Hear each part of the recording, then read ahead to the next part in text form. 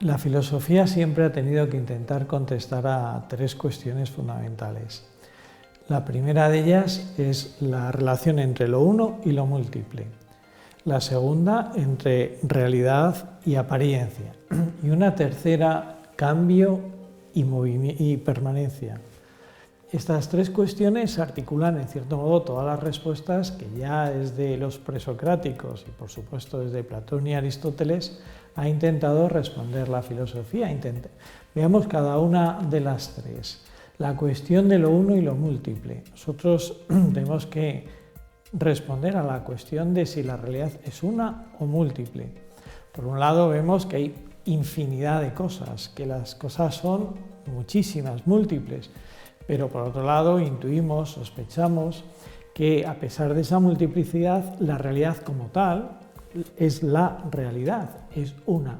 Pero entonces, ¿cómo puede ser a la vez algo uno y muchos? Primera cuestión. Segunda cuestión, realidad y apariencia.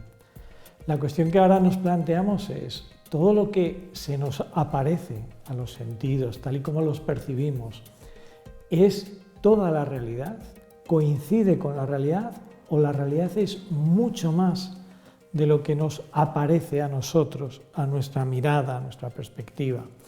Y por lo tanto también, si a veces lo que aparece no coincide con la realidad y la realidad no coincide con lo que aparece. Es decir, la posibilidad de que incluso la apariencia de las cosas sea también engañosa.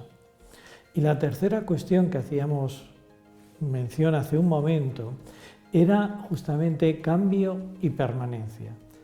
La realidad es cambiante, es todo cambio, o hay algo que tras el cambio hay algo que permanece inmodificable, ¿no? Hay una sustancia debajo que no cambia, de tal manera que todo cambio en el fondo vendría a ser accidental.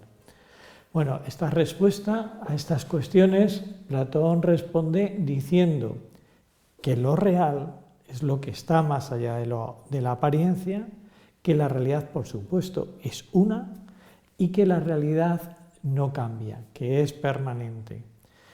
De tal manera que todo lo que es cambiante, todo lo que es apariencia, todo lo que es múltiple, en el fondo no es estrictamente lo real. Viene a ser como una especie de sombra, de proyección de lo real, sin que realmente, ¿verdad la expresión?, lo sea sustancialmente. ¿Qué es lo real para Platón? Por lo tanto, el mundo de las ideas, lo que se llama el mundo inteligible. El mundo inteligible que está más allá de lo aparente, de lo múltiple y de lo cambiante.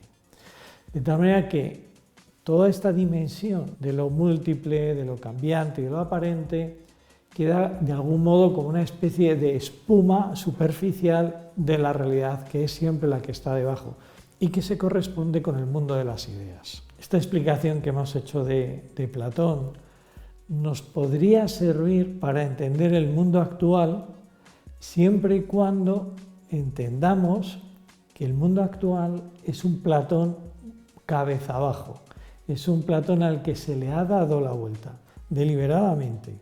De tal manera que si en Platón decíamos la sustancia de las cosas coincidía con lo uno, con lo permanente, con lo que no aparece esencialmente, sino con aquello que es esencia, la idea de las cosas, y en cambio lo otro era lo que no era lo realmente real. En cierto modo, el mundo moderno lo que dice es lo contrario, exactamente lo contrario. Dice que lo real coincide con la apariencia de las cosas, con el puro aparecer de las cosas, que lo real es lo múltiple y que lo real es lo cambiante.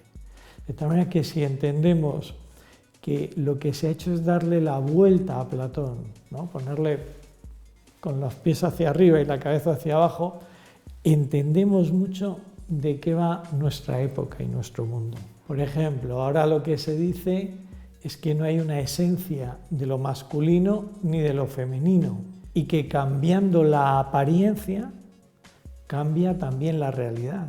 La realidad, por lo tanto, es lo que aparece y cómo se nos presenta.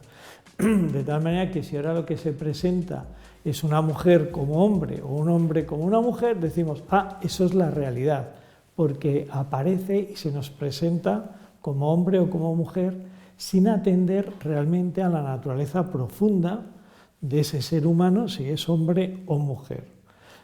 ¿Y qué se exalta en nuestros días? Lo múltiple, el multiculturalismo, y se exalta además la posibilidad del cambio por el cambio. Es decir, tú no tienes una identidad fija, estable, esencial, sino que lo tuyo es una pura potencialidad y por lo tanto puedes cambiar y convertirte en cada momento en una cosa. De tal manera que no hay esencias, todo es lo que aparece, todo es múltiple y todo es cambiante. Por lo tanto, solo podremos superar toda esta moda ideológica y ideología de género volviendo a lo esencial, volviendo a las esencias, precisamente a lo que no cambia, a lo que tiene una permanencia en el tiempo, a lo que no es modificable.